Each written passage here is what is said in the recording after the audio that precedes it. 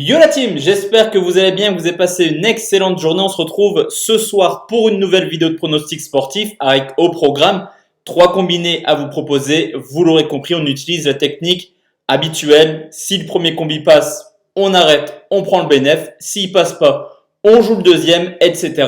Mini martingale sur la journée sur 3 paliers, un seul des 3 qui passe et on est en bénéfice. Ces pronostics iront donc dans la bankroll. Les pronostics de la technique iront dans la bankroll. Les pronostics simples n'iront pas dans la bankroll. Justement, en parlant de pronostics simples, on en avait fait 6. 3 mercredi soir, 3 mardi soir et tout simplement un 6 sur 6. Ça fait extrêmement plaisir. On s'en est plutôt bien sorti avec des cotes assez intéressantes.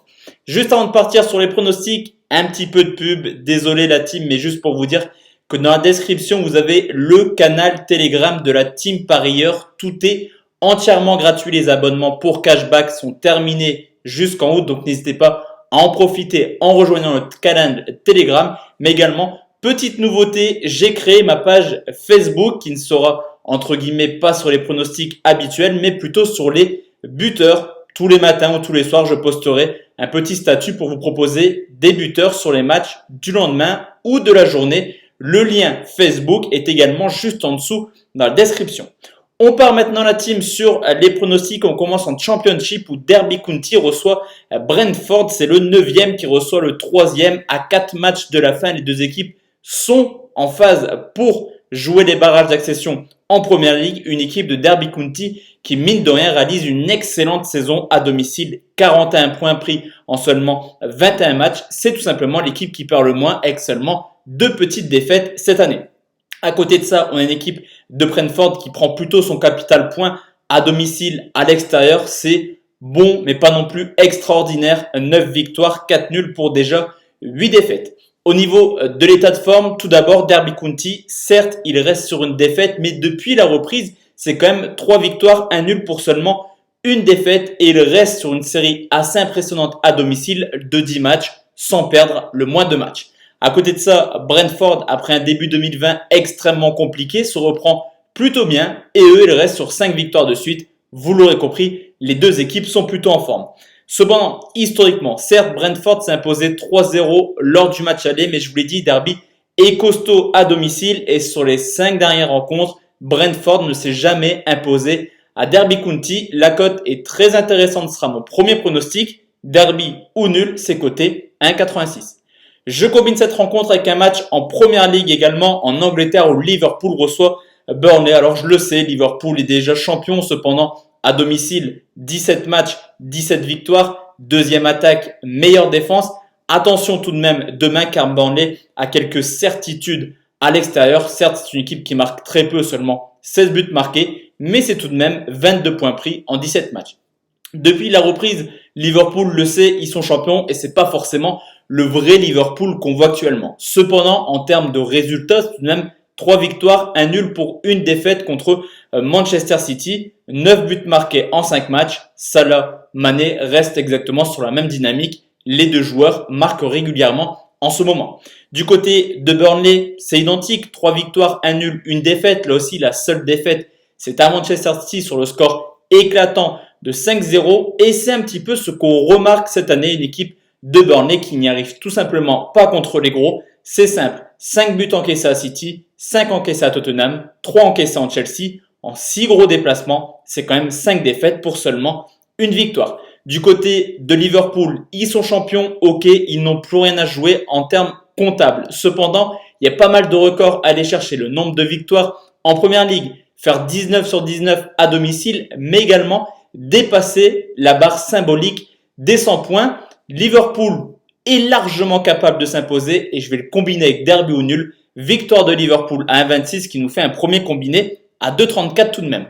Deuxième combiné direction l'Italie où la Lazio de Rome reçoit Sassuolo. Le deuxième qui reçoit le 8e, 7 points de retard pour la Lazio de Rome sur la Juventus. Ça commence à faire beaucoup. Cependant, à domicile, c'est quand même une équipe qui performe cette année. 12 victoires en 16 matchs. Deuxième meilleure attaque et qui possède le meilleur buteur de Serie A avec Immobile, auteur de 29 buts cette année. Du côté de Sassuolo, c'est un parcours plutôt homogène hors de leur base, 5 victoires, 5 nuls pour 6 défaites. Mais là, quand on a la Lazio qui marque beaucoup à domicile, Certes, Sassuolo c'est seulement la 10e meilleure attaque de Serie A, mais c'est quand même 22 buts marqués en 16 matchs. L'état de forme de la Lazio est assez inquiétant. Depuis la reprise, 5 rencontres pour déjà 3 défaites. Défensivement, on les sentait plutôt bien en début de saison.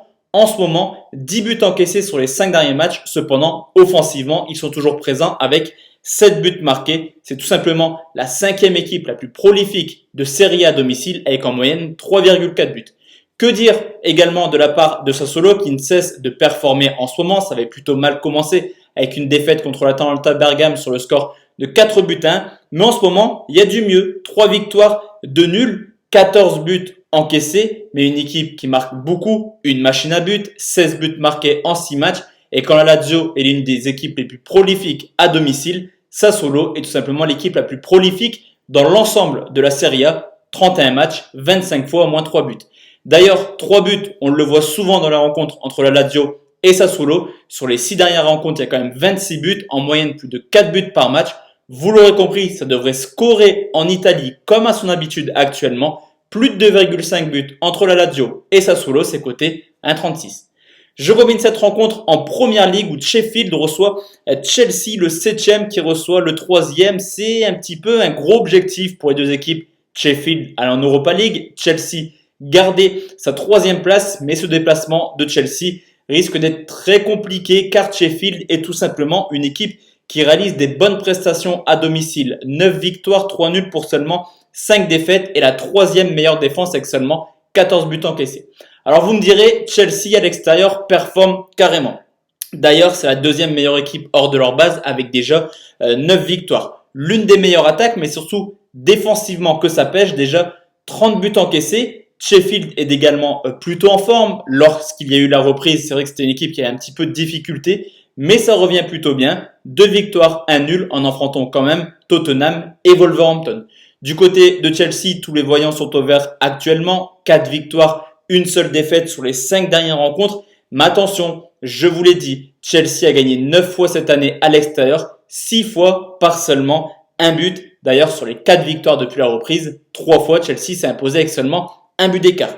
Sheffield contre les gros, c'est plutôt cohérent. 2 victoires, 1 nul, 3 défaites. Là aussi, les 3 défaites très compliquées par seulement un but d'écart. 2 buts partout lors du match aller. Sheffield est largement capable d'embêter Chelsea demain. Et je vais partir sur Sheffield ne perd pas ou perd un but. C'est coté à 1,40 et ça nous fait un deuxième combiné 1,92.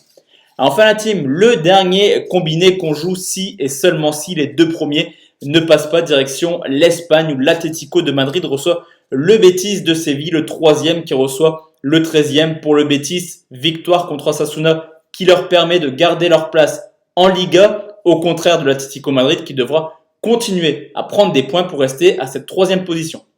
On le sait, se déplacer à Madrid, c'est jamais évident. Encore une fois, cette année, une équipe qui performe 11 victoires, 5 nuls pour seulement une défaite et qui possède, encore une fois, vous me direz, la meilleure défense de Liga à domicile. Du côté du Betis, c'est plutôt à domicile qu'ils prennent leurs points cette année. À l'extérieur, c'est vraiment un autre délire. 10 points pris en 17 matchs, seulement 14 buts marqués, moins d'un but par match marqué à l'extérieur, quand l'Atlético Madrid a tout simplement la meilleure défense. L'état de forme de Madrid est plutôt exceptionnel. Avant le confinement, on va dire, et après la reprise, c'est quand même 15 matchs sans défaite. Depuis la reprise, 8 matchs, 16 buts marqués. C'est fini l'Atlético Madrid qui marque seulement un but par match. Au contraire du Betis qui, sur les 8 dernières rencontres, a quand même perdu 4 fois, fait de nul pour seulement 2 petites victoires. Une équipe qui a un jeu beaucoup trop moyen. Ce qui confirme encore un peu plus mon pronostic, c'est que historiquement, sur les 5 dernières rencontres entre l'Atlético Madrid et le Betis Séville, il y a quand même 4 victoires pour Madrid pour seulement un match nul. De plus, on le sait, Madrid est solide défensivement. Le Betis n'y arrive pas à marquer. Sur les 5 dernières rencontres, seulement un petit but marqué. La victoire de l'Atlético est plutôt un beau pronostic, c'est coté 1,50. Et enfin la team, je combine cette rencontre avec un dernier match, le choc entre la Juve et l'Atalanta, le futur adversaire du Paris Saint-Germain en quart de finale de la Ligue des Champions, le premier qui reçoit le 3e. On parle beaucoup de la Lazio, de l'Inter, la Juve, mais attention à l'Atalanta en cas de victoire demain. Il reviendrait tout simplement à seulement 6 petits points de la Juventus à cette match de la fin. Cependant, venir s'imposer à la Juve, c'est jamais évident. 14 victoires, 1 nul cette année déjà, 39 buts marqués. Meilleure équipe de Serie A à domicile, mais la Juventus reçoit tout simplement la meilleure équipe de Serie A à l'extérieur. Là aussi, des bonnes performances, 10 victoires, 4 nuls pour seulement une petite défaite, 41 buts marqués hors de leur base. L'Atalanta Bergame est tout simplement une machine à but, environ 3 buts marqués à l'extérieur en moyenne.